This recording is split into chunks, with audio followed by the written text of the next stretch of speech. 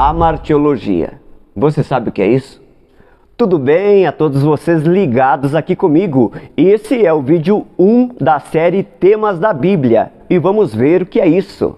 A martiologia nada mais é, podemos dizer, que a ciência que estuda o pecado e é um dos temas da teologia cristã. A palavra é transliterada do grego amartia e é o nome dado ao pecado, que significa também errar o alvo, mais a junção da palavra grega logos, que significa estudo.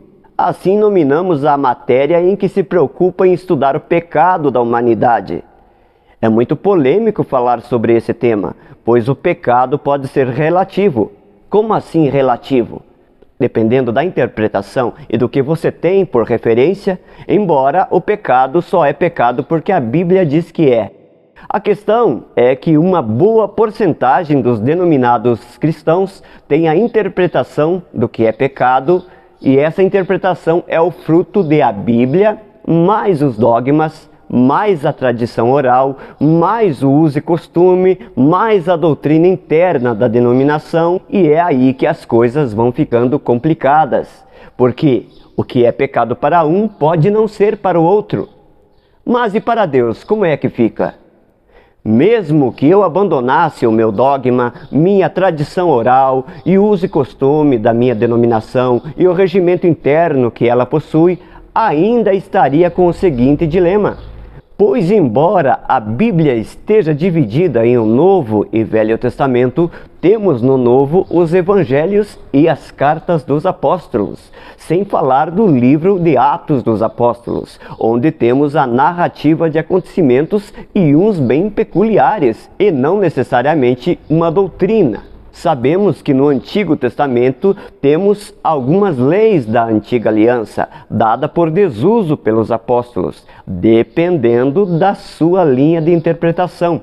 E nos Evangelhos temos Jesus pregando a judeus que nem tudo que foi dito a eles pode se aplicar aos gentios, qual somos nós, não judeus. Pois logo depois que o Senhor Jesus cumpre o seu propósito, e cria a sua igreja invisível, ele decreta a era da graça, onde não há gentil nem grego, mas a igreja. Fica tranquilo, porque o objetivo desse breve vídeo é esclarecer e não confundir. Primeiramente, o que estudamos em amartiologia é procurar saber onde e quando foi originado o pecado. O pecado é visto cometido primeiramente por Satanás, pois ele vem pecando desde o princípio, conforme em 1 João 3,8. Os anjos pecaram logo em seguida, Apocalipse 12,7. Para reforçar, existe uma alusão a Satanás no livro de Ezequiel, capítulo 28, versículo 15. Porém, a palavra é para o rei de Tiro, na época servindo como uma referência alegórica, não aceita por muitos estudiosos da teologia, e depende da regra hermenêutica que você vai utilizar. Enfim, uma referência que depende das outras para se validar, mas que, se aceita, mostra a queda de Satanás por se corromper lá no princípio. Ainda no Antigo Testamento, há outra alusão com o mesmo recurso utilizado. Agora, em vez de Ezequiel, é Isaías, que profere contra o rei da Babilônia, no capítulo 14, versículo 12 em diante, no livro de Isaías, que da mesma forma refere-se ao rei como Satanás, citado aqui como Lúcifer. Se aceitamos esse texto como alusivo ao inimigo de nossas almas, então temos mais uma referência que ele pecou no princípio. Quem dera que o pecado ficasse apenas em Satanás, o diabo, Lúcifer, o inimigo das nossas almas. Diz a palavra em Apocalipse 12, versículo 17 em diante, que os anjos pecaram em seguida, quando uma parte deles escolheram ficar do lado de Lúcifer, ali descrito como o grande dragão, a antiga serpente, o diabo, o Satanás, o enganador e acusador. Quer mais? Lembrando que na hierarquia angelical, o inimigo possivelmente era um querubim, justamente pela alusão dos textos do Antigo Testamento, por se chamar Lúcifer, que é um anjo de luz. Um anjo superior aos outros em sua função, talvez. Que importa?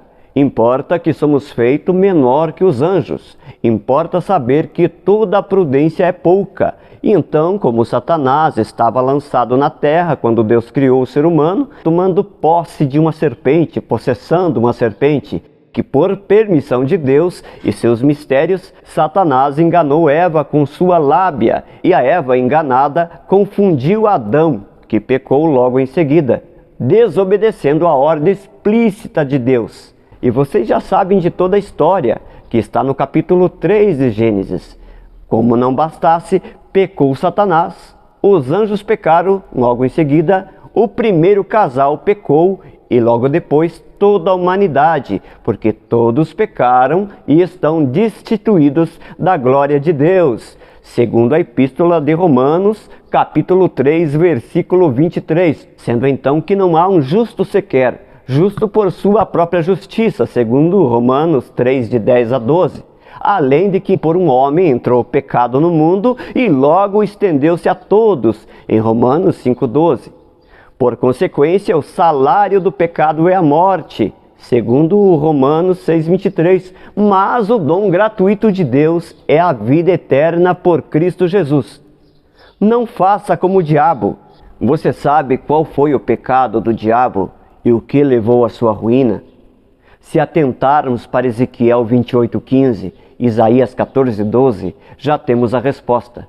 Mas se você quer textos específicos do Novo Testamento, leia primeiramente Timóteo capítulo 3, versículo 6.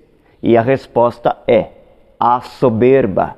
Em outras palavras, o orgulho, o que nos afasta de Deus, nos fazendo cometer o maior dos pecados. Isso é o nosso orgulho. Em outras palavras, a ausência da humildade, porque para me achegar a Deus, tenho que reconhecer que preciso dele, que nasci do pó e irei para o pó. Pelo menos essa morada física corpórea nossa vai.